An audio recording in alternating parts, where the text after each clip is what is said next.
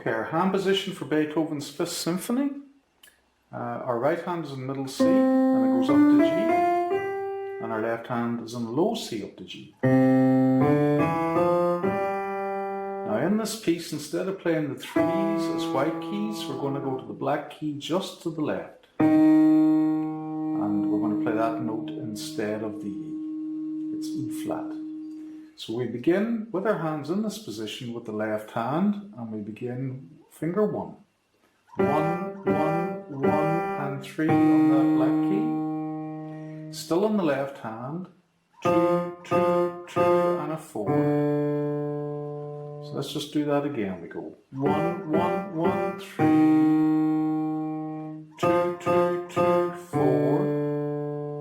Then we start, same as the start again, 1, 1, 1, 3. We cross over our thumb 1 to play the middle black key in the group of 3 with our second finger. We play it 3 times. Then we come back to 1 again. Now we go up to the right hand, 3, 3, 3 and 1. Back to the left again. We go 1, 1, 1, 4.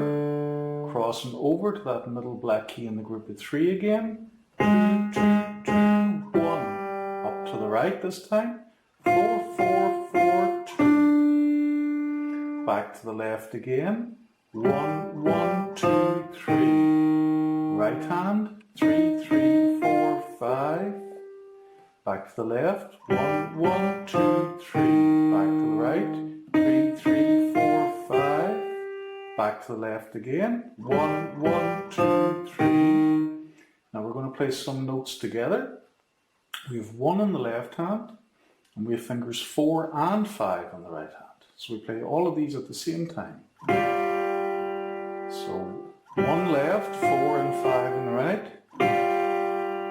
Then we're going to go to the left again. We're going to play finger 5 and 3 at the same time, along with finger 1 on the right. Okay, with a little bit of practice, it should sound something like this.